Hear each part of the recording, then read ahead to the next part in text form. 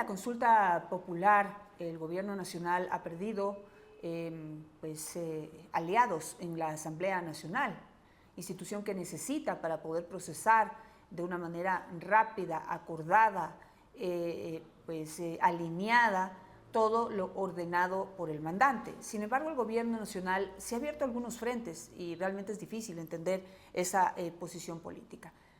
La Revolución Ciudadana se ha declarado en la oposición, el Partido Social Cristiano también ha marcado distancia de ADN y el gobierno nacional, y el mismo gobierno nacional se ha encargado de distanciar o hacer a un lado al movimiento Construye. María Paula Romo, justamente la líder del movimiento Construye, nos acompaña esta mañana. María Paula, buenos días, bienvenida. Buenos días, Janet, muchas gracias. No sé si usted coincide conmigo, pero no se entiende una posición política en donde el gobierno nacional en un momento tan crucial se abre tantos frentes. Sí, coincido con usted, pero más allá de un cálculo político o estratégico del gobierno nacional, la pregunta es ¿qué tanto importa en el Ecuador lo que diga la ley? Porque en el caso de Construye no es un asunto o de cálculo o de estrategia lo que está en debate, sino de legalidad. Es gravísimo lo que está sucediendo. En efecto, como lo dijo la asambleísta Galarza, lo atribuimos a presiones políticas del gobierno. El presidente ha hecho declaraciones públicas que nos permiten afirmar esto y es mucho más grave que un asunto de mayorías o minorías en la Asamblea Nacional. Es un asunto del imperio de la ley, de cumplir las reglas o de desaparecer a quienes son incómodos. Y esto es lo que en este momento está intentando hacer el gobierno con Construye, eliminarnos del padrón electoral. ¿Y esto con miras al 2025 y con qué cálculos? Porque hay que pensar en política, hay que pensar en el futuro, pero hoy hay problemas dentro de la Asamblea Nacional que hay que resolverlos hoy. Hay una consulta popular que acaba de ser aprobada y que necesita consensos en la Asamblea Nacional para poder cumplir con lo que el mandante dice. Es decir, entiendo su punto, que va más del lado de lo legal, pero en lo político tampoco se entiende. Porque, ¿cuál es el objetivo de hacerle esto a Construye en este momento que necesita aliados? Bueno, efectivamente, esto también tiene un objetivo en lo inmediato y yo creo que se trata de un intento por quebrar a la única bancada a la que el gobierno no ha podido quitarle asambleístas. Me explico. La bancada de Construye, cuando se instaló la Asamblea Nacional, se inscribió con 19 integrantes. 19 personas que conforman la bancada de Construye desde el primer día. Ninguno de ellos ha salido o se ha separado del movimiento o de la bancada y al contrario, por la renuncia definitiva de un principal de la agrupación denominada Gente Buena, hace unos pocos días la bancada ganó un asambleísta, puesto que su alterno es un militante de Construye en la provincia de Chimborazo, el asambleísta Rosero.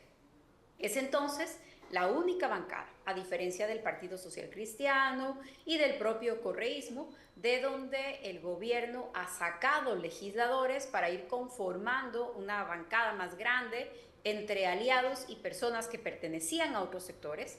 La bancada de Construye ha sido muy firme, ha sido muy seria, ha sido muy íntegra y ha sido también muy dura para criticar al gobierno cuando correspondía. De hecho, el proceso sancionatorio del Consejo Nacional Electoral empieza justo después de que Construye es la única bancada que se opone a la primera reforma tributaria del gobierno, la que se perdonaban multas, intereses, la condonación, la amnistía tributaria. A fines del año pasado, fuimos la única bancada que no votó esa ley en la Asamblea Nacional.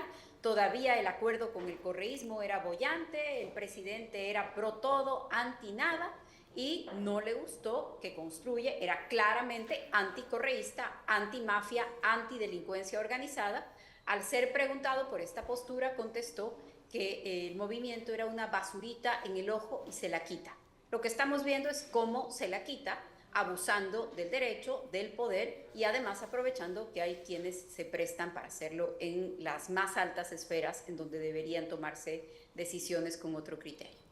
Pero digamos que si se comprueba lo que está diciendo la tesis de Construye, de que el presidente de la República tiene que ver, ha metido mano en el Tribunal Contencioso Electoral para justamente darle este golpe a Construye. Pues digamos que es así, pero ¿cuál es el efecto? Porque ahorita los asambleístas de Construye están en la Asamblea Nacional, con o sin movimiento. Y lo que yo digo, se abre frentes y lo que hace es reducir la posibilidad de que sus tesis pasen dentro de la Asamblea Nacional. Entonces, esto todavía yo creo que necesita una lectura más profunda, porque puede dar un golpe, digamos que entiendo que sí es, ya lo vamos a hablar, contra la existencia de Construye con miras al 2025, pero ahorita tiene un frente abierto y los problemas de hoy, ¿cómo los resuelve? Esa es la pregunta en la que debería estar concentrado el gobierno. El gobierno debería estar mucho más concentrado en resolver el problema de la generación de energía, en resolver el problema de la especulación con los precios, la escalada nuevamente del problema de seguridad, pero tenemos un gobierno más enfocado en los temas políticos, electorales, aparentemente. Eso se definirá en los próximos días en la Asamblea Nacional, pero se trata de un problema. Se trata de una ilegalidad que va más allá de la coyuntura y que va más allá de Construye. Yo en esto quiero insistir mucho porque independientemente de la afinidad o no con el movimiento, con la bancada, con sus posturas, si permitimos que se inventen una infracción que no existe y le impongan la más grave de las penas que existe en el sistema, realmente lo que estamos abriendo es la puerta de un periodo muy, muy grave, muy triste para la democracia en el Ecuador. Hablemos entonces del movimiento Construye. ¿Cuál es la situación actual del movimiento frente a esta decisión del Tribunal Contencioso Electoral y qué acciones tomará el movimiento para poder revertirlas o pues de aquí a futuro? Sí, la decisión es tomada en primera instancia, no se trata de una decisión definitiva. Hemos presentado ya una apelación. Todos los argumentos en derecho nos asisten, así que si un grupo de jueces en el Tribunal Contencioso Electoral simplemente verifican lo que dice la ley, lo natural, lo lógico sería que esa sentencia del juez Torres sea revocada en los próximos días. La apelación ya está presentada, a partir de la admisión hay 5 días para que esa sentencia se pronuncie, así que sabremos muy pronto el resultado. Solamente le estamos pidiendo al Tribunal Contencioso Electoral que revise la ley y que lea la ley. No existe una sanción por la omisión ni por el retraso, pero aún si fuera una omisión completa, no existe una sanción por la omisión en un informe de un año que no es gasto electoral y que no es fondo público. Si revisan sus propias sentencias, hay una sentencia hace un mes que así lo ratifica. Si revisan lo que dice la ley, las reglas del debido proceso, por cualquier lugar, cualquier enfoque que escoja un juez mínimamente conocedor del derecho, debería dar como resultado el revocar esta sentencia. ¿Usted confía en la independencia del Tribunal Contencioso Electoral en esta nueva etapa de apelación para que pues quizás tenga la misma lectura que usted está teniendo de la normativa y cuál sería entonces, todo volvería a la normalidad, el movimiento seguiría igual que antes? Sí, claro que sí. Y en todas las instituciones, así como hay personas que ceden ante las presiones u otras cosas, también hay gente correcta. Por supuesto, en todas las instituciones hay personas que cumplen con su deber más allá de temores o de presiones. Lo estamos viendo en los lugares más sensibles, en la Administración de Justicia, en la Fiscalía, en los juzgados penales. En todas las instituciones en el Ecuador hay gente correcta y hay gente íntegra que cumple con su trabajo. En el contencioso electoral, claro que sí, también las debe haber. Esperamos que el sorteo nos lleve hacia esos jueces y que las decisiones se tomen en el sentido del derecho y esto significaría que este capítulo de arbitrariedad se cierra para el movimiento Construye y podemos seguir adelante con nuestro trabajo organizativo y de propuesta para el país. ¿Y qué pasa si por A o B motivo el Tribunal Contencioso Electoral no falla a favor del movimiento Construye? ¿Cuál es el plan B? Bueno, por ahora realmente ese es un escenario que lo vemos muy lejos. Queremos creer que el derecho se va a imponer. De todas maneras, hay recursos en el Ecuador y fuera del Ecuador que pensamos activar de inmediato. No podemos negar que sería una afectación importante, los tiempos quedan cortos, aún con estas semanas de apelaciones, de noticias, de titulares, igual se produce una afectación, nos distraen de nuestra tarea, nos distraen del trabajo político, ponen dudas sobre el futuro del movimiento. Entonces, aún en el caso de revocarse la sentencia, hay una afectación que se ha provocado, un ejercicio de poder arbitrario que no podemos dejar de mirar. Ojalá el Tribunal Contencioso cumpla con su papel, ponga las cosas en orden, se asegure que impere la ley y nosotros vamos a seguir haciendo nuestra parte, nuestro trabajo. ¿Por qué impedir la participación de Construye para el 2025 o por qué desaparecerlo del mapa político? ¿Es una cuestión personal o es una cuestión de cálculo político? Janet, yo creo que las cuestiones personales no deberían incidir en las altas esferas o en las altas decisiones del poder y prefiero verlo como un golpe a lo que Construye representa. Y eso no es el primer capítulo el que estamos viviendo ahora. De hecho, para nosotros es importante enmarcar esto en lo que han sido los últimos meses a partir del asesinato de Fernando Villavicencio. Fernando Villavicencio fue asesinado el 9 de agosto del año pasado. Unos días después de eso, después de el primer impacto que esto significó, al inscribir al candidato para reemplazarlo en la papeleta, la candidatura fue oficialmente impugnada por el correísmo. Es decir, desde ese momento ya había una poderosa fuerza política en el Ecuador impidiendo que participemos inmediatamente después del asesinato de nuestro candidato presidencial. Esto no se logró, finalmente Cristian Zurita participó en la papeleta, obtuvimos la segunda votación más alta del país en la Asamblea Nacional, la tercera en las elecciones presidenciales. Cuando se convoca ya la instalación de la Asamblea Nacional, no permiten que Patricio Carrillo, el segundo asambleísta más votado del país, el primer asambleísta de Construye, con casi 1.8 millones de votos, no permiten que ocupe su curul. Todavía no lo han permitido, pronto llegará el momento, Carrillo estará en la Asamblea Nacional representando esa cantidad de voluntades que lo respaldaron. Pero ahí no lo permitieron, a pesar de que fueron entregadas credenciales y hay una sentencia del contencioso electoral que ratifica sus derechos políticos y separa los cargos de elección popular de cualquier otro cargo público. Después de lo de Carrillo se instala la Asamblea Nacional. Los legisladores de Construye son excluidos de todas las comisiones que manejan los temas más importantes. Ni un solo legislador de Construye está en una comisión económica, ningún legislador de Construye en la Comisión de Justicia, ninguno en la Comisión de Fiscalización, estas dos últimas entregadas al correísmo. Entonces, no es esta arbitrariedad del Consejo Nacional Electoral, es una suma de cosas para debilitar lo que la voz de Construye representa. Y la voz de Construye es la que está recordando que hay un acuerdo entre las organizaciones criminales y las organizaciones políticas, que el correísmo tiene una línea directa de relación con las organizaciones criminales, que los gobiernos no pueden combatir a las organizaciones criminales en las calles y aliarse con sus compañeros y con sus protectores en la Asamblea Nacional. Decir eso es decir una cosa muy grave. Los hechos, las investigaciones, los casos como Purga y Metástasis confirman que no estamos solamente especulando, estamos hablando de una situación muy delicada en donde el crimen organizado ha contaminado las esferas más altas del poder. Y el hecho de que Construye lo diga fuerte y claro y se los recuerde todos los días a los protagonistas y a sus aliados, a los protagonistas y a los que miran para otro lado para seguirse sentando con ellos a la mesa, para seguir dándoles poder, eso ha convertido a Construye en una voz muy peligrosa, que no es deseada por algunos sectores y que, como lo estoy demostrando, han hecho de todo para callar esa voz. No creo que lo vayan a lograr. Dos cosas. Usted dice que Patricio Carrillo va a entrar a la Asamblea Nacional, va a ocupar su curul. ¿Qué instancias está esperando de resolución? Tenemos instancias nacionales e internacionales activadas, pero aún en el peor de los casos, cuando se cumpla el plazo que han puesto como pretexto por una inhabilitación de cargo público no aplicable a cargo de elección popular, ese día va a llegar.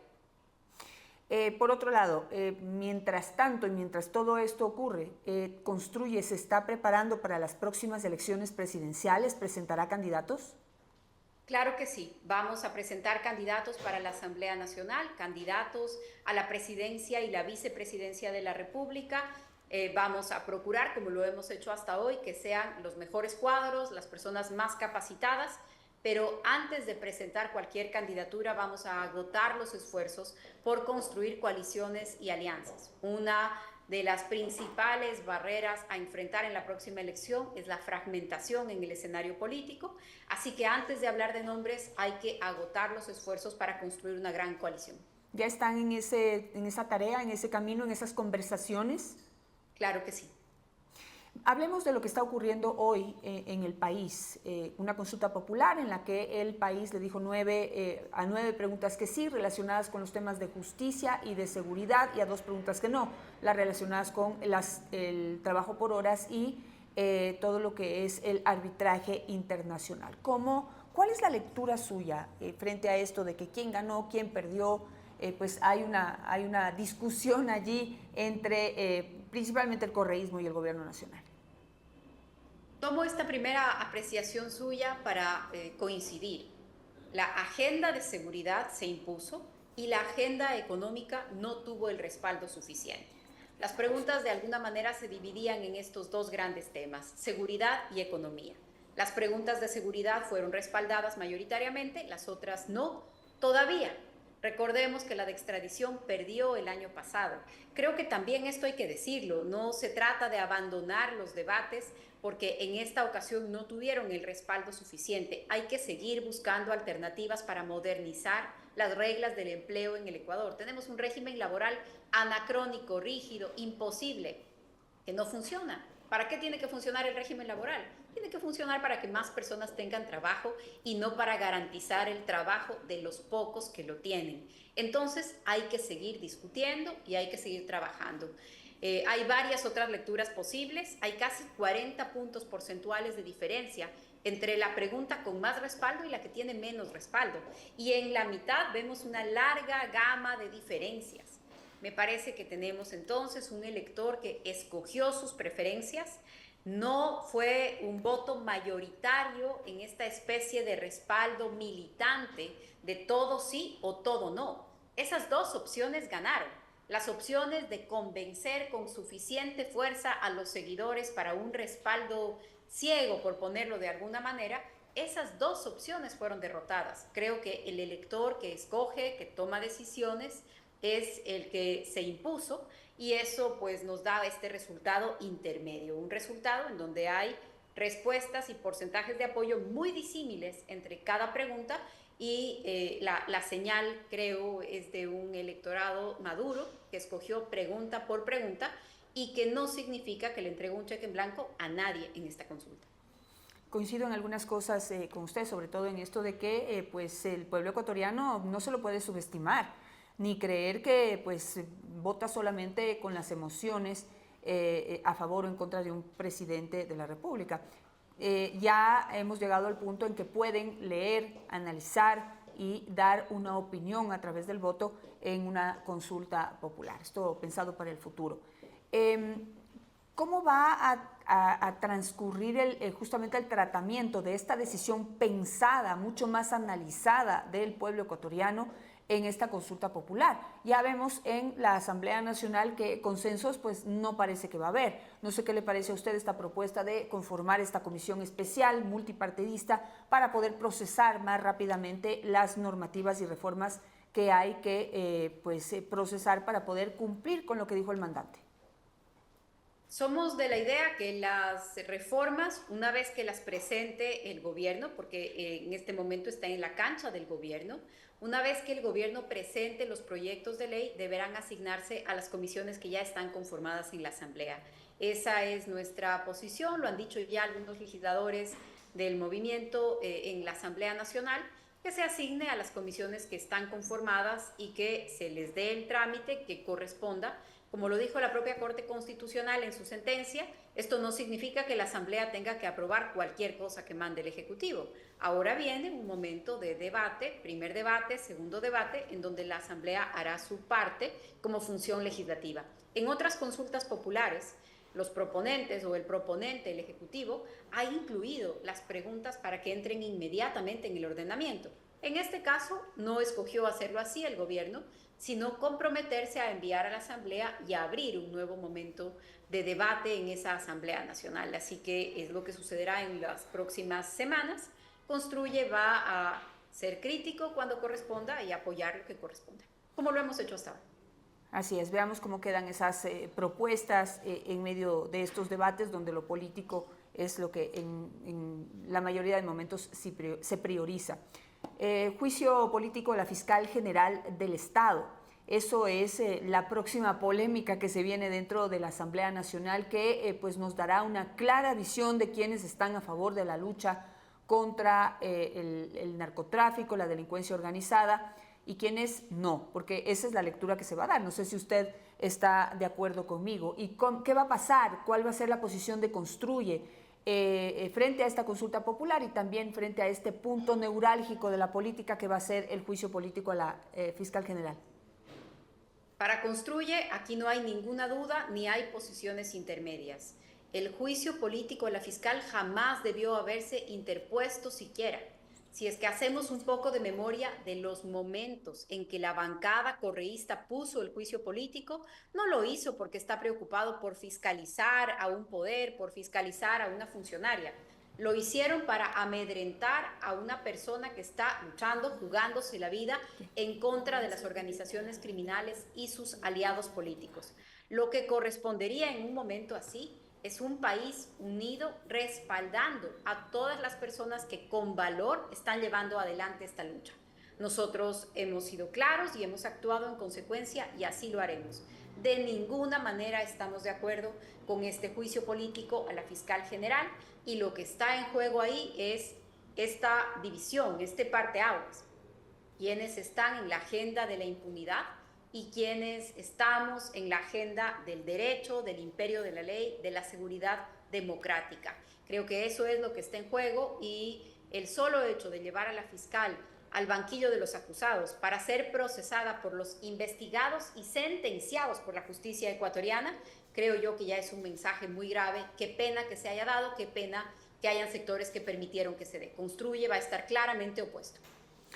Y tomando en cuenta la coyuntura actual, de la crisis actual, la crisis energética, el movimiento Construye ha planteado un juicio político contra Andrea Arrobo, la ex ministra de Energía, prácticamente despedida del gobierno, acusada de sabotaje. ¿Qué opina usted de cómo se está manejando esta crisis y cómo se ve el futuro de ese juicio político? Sobre todo con la posición que en este momento está teniendo Construye. Bueno, los legisladores de Construye, y entiendo que con otras fuerzas políticas también, han presentado ya este proyecto, esta propuesta de juicio político, ya fue calificada.